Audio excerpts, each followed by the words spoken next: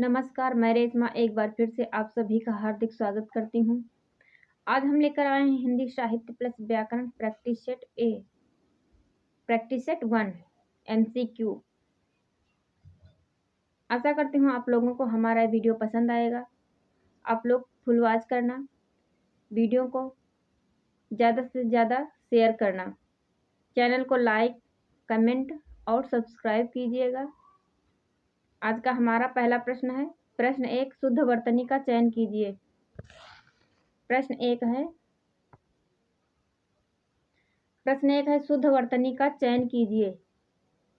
इसमें कौन सी वर्तनी शुद्ध है? ए अंकुश, बी अकुंस, सी अंकस या फिर डी अंकुश।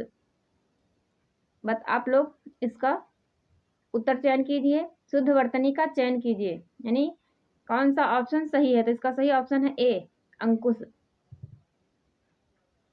इसका सही ऑप्शन है ए अंकुश। प्रश्न 2 है शुद्ध वर्तनी का चयन कीजिए। वर्तनी संबंधी शुद्ध। प्रश्न है शुद्ध वर्तनी का चयन कीजिए। ए पौराणिक, बी पुराणिक या फिर सी पुराणिक या फिर डी पौराणिक। तो इसका सही ऑप्शन है ए पौराणिक। शुद्ध वर्तनी है पौराणिक। इसका ए ऑप्शन सही है पौराणिक। प्रश्न 2 है बंधुत्व भाव में कौन सी संज्ञा है? बंधुत्व भाव में कौन सी संज्ञा है? ए जातिवाचक, बी भाववाचक या फिर सी व्यक्तिवाचक या फिर डी द्रव्यवाचक।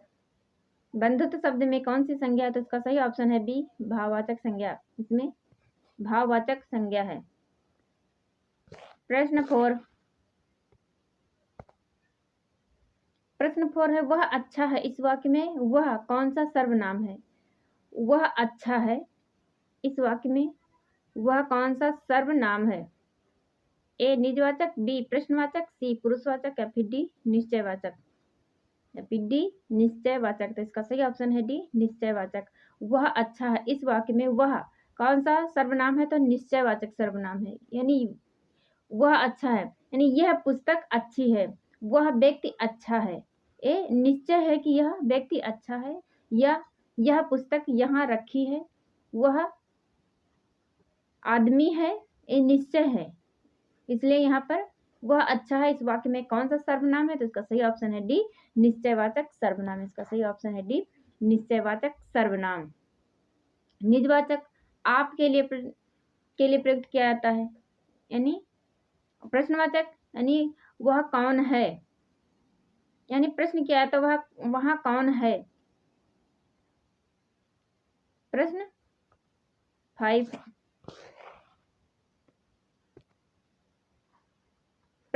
है श्रीधर पाठक ने कौन सा अनुवाद ब्रज भाषा में किया है? श्रीधर पाठक ने कौन सा अनुवाद ब्रज भाषा में किया है? ए उजड़ ग्राम, बी जासूस, सी ऋतु संहार या फिर डी रस कलश। तो श्रीधर पाठक ने कौन सा अनुवाद ब्रज भाषा में किया है? तो इसका सही ऑप्शन है ए उजड़ ग्राम। श्रीधर पाठक ने उजड़ ग्राम का अनुवाद ब्रज भाषा में किया है। उजड़ ग्राम 1889 ईस्वी की कृति है। 1889 ईस्वी में गोल्ड स्मिथ के डेजर्ट विलेज का ब्रज भाषा में अनुवाद किया गया है। गोल्ड स्मिथ के डेजर्टेड विलेज का ब्रज भाषा में अनुवाद किया है। तो किसने किया? श्रीधर पाठक ने उजड़ ग्राम नाम से किया है ब्रज भाषा में अनुवाद। प्रश्न 6 है पथिक। प्रश्न 6 है पथिक किसका काव्य संग्रह? पथिक किसका काव्य संग्रह है? बताइए आप लोग इसका उत्तर। पथिक किसका काव्य संग्रह है? ए रामनरेश त्रिपाठी, बी जगदीश चतुर्वेदी या फिर सी विद्यानिवास मिश्र या फिर डी मैथिली शरण गुप्त। तो पथिक किसका काव्य संग्रह है? इसका सही ऑप्शन ए रामनरेश त्रिपाठी। पथिक किसका काव्य संग्रह है? तो इसका सही ऑप्शन है ए रामनरेश त्रिपाठी। पथिक 1920 ईस्वी में प्रकाशित हुई थी। काव्य संग्रह पथिक 1920 ईस्वी में प्रकाशित हुई थी।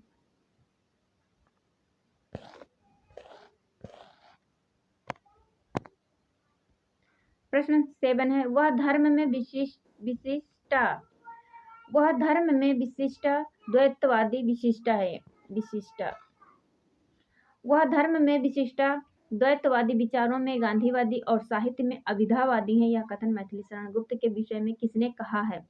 ए डॉक्टर गणपत चंद्र गुप्त, बी हजारी प्रसाद द्विवेदी, या फिर डी डॉक्टर बच्चन सिंह, या फिर डी डॉक्टर आचार्य रामचंद्र शुक्ल, या फिर डी डॉक्टर रामचंद्र शुक्ल। प्रश्न है, वह धर्म में विशिष्टा द्वैतवादी विचारों में गांधीवादी और साहित्य में अभिधावादी है। यह कथन मैथिली शरण गुप्त के विषय में किसने कहा है? तो इसका सही ऑप्शन है सी बच्चन सिंह। इसका सही ऑप्शन है सी बच्चन सिंह। इसका सही ऑप्शन है सी बच्चन सिंह। मैथिली शरण गुप्त को हिंदी साहित्य में दद्दा नाम से संबोधित किया जाता था। मैथिली शरण गुप्त को हिंदी साहित्य में दद्दा नाम से संबोधित किया जाता था। उनकी कृति भारत भारती 1912 ईस्वी में रचित है। उनकी कृति है, मैथिली शरण गुप्त की कृति है भारत भारती, जो कि 1912 ईस्वी की है। के बाद यानी भारत भारती की रचना करने के बाद महात्मा गांधी ने उन्हें राष्ट्र कवि की उपाधि दी थी। किसने राष्ट्र कवि की उपाधि दी थी? तो महात्मा गांधी ने मैथिली शरण गुप्त को राष्ट्र कवि की उपाधि दी थी। प्रश्न 8। प्रश्न 8 है, जापानी लोग बहुत श्रमशील होते हैं। इस वाक्य में विशेषण है। जापानी लोग बहुत श्रमशील होते हैं। इस वाक्य में विशेषण है। ए परिमाण बोधक, बी सार्वनामिक, या फिर सी गुणवाचक, या फिर डी इनमें से कोई नहीं। तो जापानी लोग बहुत श्रमशील होते हैं, इस वाक्य में विशेषण है। तो इसका सही ऑप्शन है सी गुणवाचक विशेषण। इसका सही ऑप्शन है सी गुणवाचक विशेषण। प्रश्न 9। प्रश्न 9 है, कृषक क्रंदन इनमें से किसकी काव्य कृति है? यानी कृषक क्रंदन इनमें से किसकी काव्य कृति है? किसकी काव्य कृति है? ए राम नरेश त्रिपाठी, बी राम कुमार वर्मा, सी गया प्रसाद शुक्ल स्नेही, या फिर डी मैथिली शरण गुप्त। तो इसका सही ऑप्शन है सी गया प्रसाद शुक्ल स्नेही। गया प्रसाद शुक्ल स्नेही की अन्य रचनाएं हैं। इसका सही ऑप्शन है सी गया प्रसाद शुक्ल स्नेही। और इनकी अन्य रचनाएं हैं प्रेम पचीसी, कुसुमांजलि, राष्ट्रीय वीणा, त्रिशूल तरंग, करुणा कादंबरी। ए गया प्रसाद शुक्ल स्नेही की अन्य रचनाएं हैं। प्रश्न 10 है, चितकबरी गाय मैदान में चर रही है। कैसी गाय मैदान में चर रही है? तो चितकबरी गाय मैदान में चर रही है। इस वाक्य में विशेषण तथा विशेष क्रमशः है। इस वाक्य में विशेषण तथा विशेष क्रमशः है। ऑप्शन ए गाय चितकबरी, बी गाय मैदान, या फिर सी चितकबरी गाय, या फिर डी मैदान चितकबरी। तो चितकबरी गाय मैदान में चर रही है, इस वाक्य में विशेषण तथा विशेष है। तो इसमें विशेषण है चितकबरी। इसका सही ऑप्शन है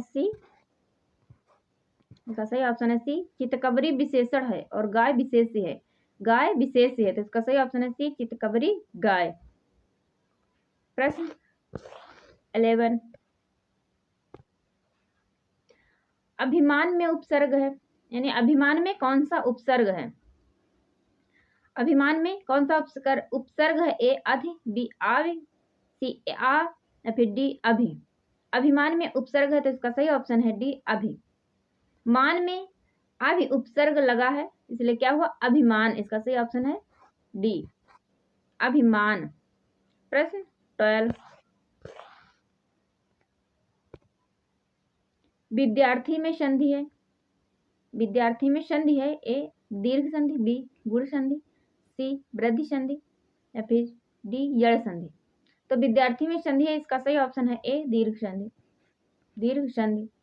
विद्या प्लस अर्थी, विद्यार्थी का संधि विच्छेद होगा विद्या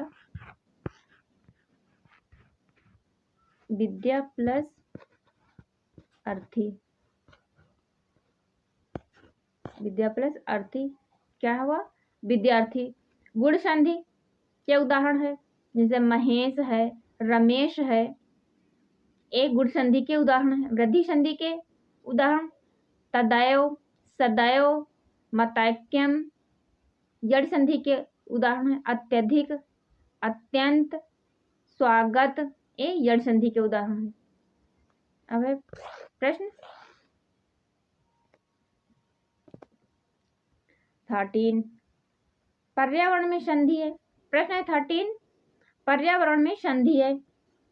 आप लोग चैनल को लाइक करिए, शेयर करिए और इसे सब्सक्राइब करिए चैनल को। आप लोगों की सपोर्ट की जरूरत है। ए दीर्घ संधि, बी जड़ संधि, सी अयादि संधि या फिर डी वृद्धि संधि। तो पर्यावरण में कौन सी संधि है, पर्यावरण में कौन सी संधि है, तो इसका सही ऑप्शन है बी जड़ संधि। इसका सही ऑप्शन है बी जड़ संधि, यानी पर्यावरण में संधि है तो जड़ संधि है। पर्यावरण का संधि विच्छेद है परि प्लस आवरण। पर्यावरण का संधि विच्छेद है परि प्लस आवरण। आवरण, पर्यावरण की संधि विच्छेद होता है परि प्लस आवरण। आप लोग इसे नोट करते जाइएगा। प्रश्न 14, निम्नलिखित में कौन सा शब्द स्त्रीलिंग है। निम्नलिखित में कौन सा शब्द स्त्रीलिंग है। ए चना, बी अरहर, सी बाजरा या फिर डी उड़द। उड़द। निम्नलिखित में कौन सा शब्द स्त्रीलिंग है। ए चना, बी अरहर, सी बाजरा, फिर डी उड़द। तो इसका सही ऑप्शन है बी अरहर। अरहर स्त्रीलिंग है। अरहर क्या है, तो अरहर स्त्रीलिंग है। इसका सही ऑप्शन है बी। प्रश्न 15, चिड़िया शब्द का कौन सा बहुवचन है। चिड़िया शब्द का कौन सा बहुवचन है। ए चिड़िया, बी चिड़ियों, सी चिड़ियाओं या फिर डी चिड़िए। तो चिड़िया शब्द का कौन सा बहुवचन है, तो इसका सही ऑप्शन है ए चिड़िया। चिड़िया बहुवचन है। प्रश्न 16, प्रश्न 16 है, निम्नलिखित में से कौन सा सही विराम चिन्हों से युक्त वाक्य है। यानी किस वाक्य में सही विराम चिन्ह यूज किए गए हैं। ए महावीर स्वामी ने कहा था अहिंसा परम धर्म है, बी महावीर स्वामी ने कहा था अहिंसा परम धर्म है, या फिर सी महावीर स्वामी ने कहा था अहिंसा परम धर्म है। महावीर स्वामी ने कहा था अहिंसा परम धर्म है। इसमें ए में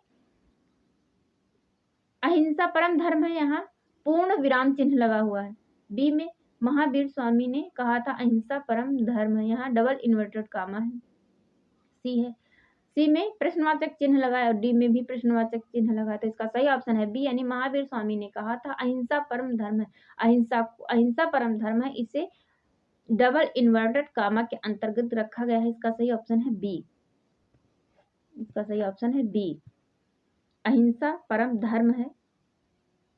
इसका सही ऑप्शन है बी। प्रश्न 17, प्रश्न 17 है, अंग का पर्यायवाची क्या होगा। अंग का पर्यायवाची शब्द क्या होगा। ए छद, बी पाहुन, सी अवयव या फिर डी अमी। यानी अंग का पर्यायवाची क्या होगा, तो इसका सही ऑप्शन है सी अवयव। अंग का पर्यायवाची है अवयव। प्रश्न 18,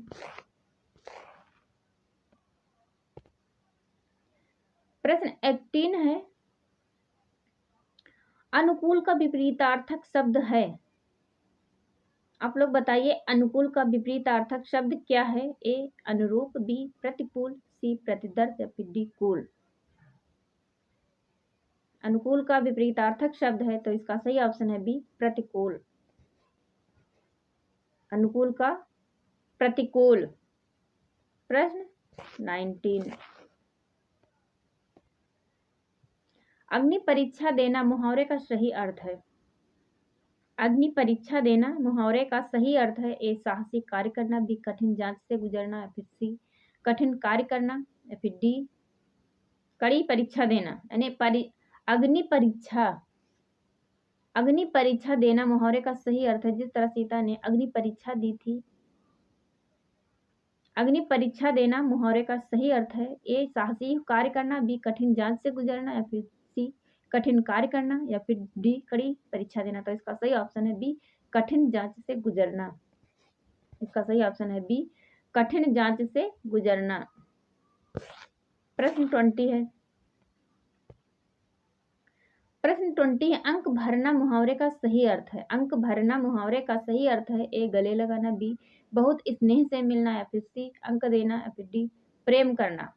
तो अंक भरना मुहावरे का सही अर्थ क्या है? तो इसका सही अर्थ है बी, बहुत स्नेह से मिलना। बहुत स्नेह से मिलना, इसका सही ऑप्शन है बी, बहुत स्नेह से मिलना। प्रश्न 21। प्रश्न 21 है, करत करत अभ्यास के जड़मति होत सुजान। करत करत अभ्यास के जड़मति होत सुजान लोकोक्ति का अर्थ है प्रयत्न में सफलता नहीं मिलती है, प्रयत्न से सफलता नहीं मिलती है, या फिर बी, सफलता भाग्य से मिलती है, या फिर सी, प्रयत्न करते रहने से सफलता अवश्य मिलती है, फिर डी, प्रयत्न के द्वारा मनुष्य शक्तिशाली बनता है। बताइए आप लोग इसका ऑप्शन कौन सा है? करत करत अभ्यास के जड़मति होत सुजान लोकोक्ति का अर्थ है, लोकोक्ति का अर्थ क्या है? तो इसका सही ऑप्शन है सी, प्रयत्न करते रहने से सफलता अवश्य मिलती है। प्रयत्न करते रहने से सफलता अवश्य मिलती है। प्रश्न है 22। प्रश्न है 22, माँ की कुल शिक्षा मैंने दी, माँ की कुल शिक्षा मैंने दी, पुष्प सेज तेरी स्वयं रची, सोचा मन में वह शकुंतला पर पाठ अन्य, यह अन्य कला पंक्ति किसकी है? ए, प्रेमचंद, बी, सूर्यकांत त्रिपाठी निराला, या फिर सी, आचार्य रामचंद्र शुक्ल, या फिर डी, हरिवंश राय बच्चन, या फिर डी, हरिवंश राय बच्चन। तो माँ की कुल शिक्षा मैंने दी, पुष्प सेज तेरी स्वयं रची, माँ की कुल शिक्षा मैंने दी, पुष्प सेज तेरी स्वयं रची, सोचा मन में वह शकुंतला पर पाठ अन्य कला पंक्तियां किसकी हैं? तो इसका सही ऑप्शन है बी, इसका सही ऑप्शन है बी, सूर्यकांत त्रिपाठी निराला। सूर्यकांत त्रिपाठी निराला की पुत्री सरोज का अल्पायु में ही निधन हो गया था, उसी की याद में उन्होंने रचना की थी। प्रश्न 23,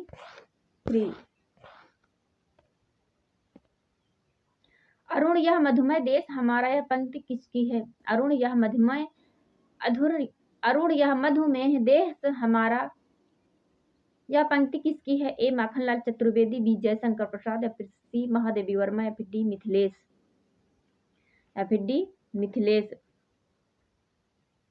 तो इसका सही ऑप्शन है बी, जयशंकर प्रसाद।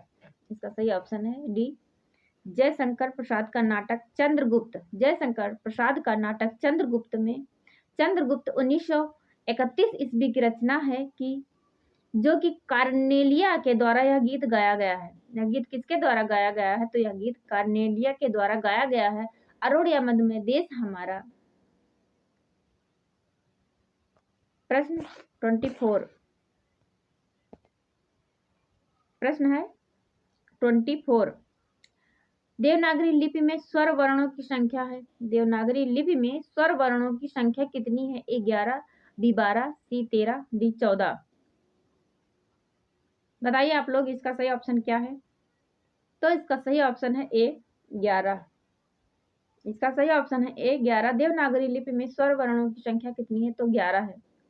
हिंदी देवनागरी लिपि वर्णमाला में कुल 52 ध्वनियां हैं। कुल कितनी ध्वनियां हैं? तो कुल 52 ध्वनियां हैं। हिंदी स्वर वर्णों की संख्या 11 है तथा व्यंजन वर्णों की संख्या 33 स्वीकार की जाती है। 33 स्वीकार की जाती है, जिसमें 4 संयुक्त व्यंजन है, छ, त्रंग, य और स्र, तथा 2 अयोगवाह है, अंग, आह, यानी 2 अयोगवाह है, तथा 2 द्विगुण व्यंजन होते हैं, तो इसका सही ऑप्शन है ए, देवनागरी लिपि में स्वर वर्णों की संख्या कितनी है? तो 11। प्रश्न 25। प्रश्न 25 है, किसी सीमित क्षेत्र में बोली जाने वाली स्थानीय भाषा को क्या कहते हैं? किसी सीमित क्षेत्र में बोली जाने वाली स्थानीय भाषा को क्या कहते हैं? ए, राष्ट्रीय भाषा, बी, राजभाषा या फिर सी बोली या फिर डी उपभाषा। तो बताइए आप लोग इसका सही ऑप्शन क्या है। किसी सीमित क्षेत्र में बोली जाने वाली स्थानीय भाषा को क्या कहते हैं, तो इसका सही ऑप्शन है सी बोली। इसका सही ऑप्शन है सी बोली। जैसे ब्रजभाषा, अवधी, मगही, बुंदेली, ये बोलियां हैं, सीमित क्षेत्र में बोली जाने वाली बोलियां हैं। राष्ट्रीय भाषा किसी राष्ट्र की भाषा होती है, राष्ट्रीय भाषा किसी राष्ट्र की भाषा होती है, जबकि राजभाषा द्वारा सरकारी तथा सरकार तथा सरकारी कार्यालयों में कार्य किया जाता है। जबकि राजभाषा द्वारा सरकार तथा सरकारी कार्यों का कार्य किया जाता है। तो उम्मीद है आप लोगों को हमारी ये क्लास पसंद आएगी। आप लोग इसे फुल वॉच करिएगा, लाइक शेयर कमेंट और सब्सक्राइब करिएगा। फिर मिलते हैं नेक्स्ट वीडियो में एक नई एनर्जी, नई प्रैक्टिस सेट के साथ, एक नई एनर्जी, नई उम्मीद और नए प्रैक्टिस सेट के साथ। तब तक आप लोग हमारी सीरीज को देखते रहिए। Thank you.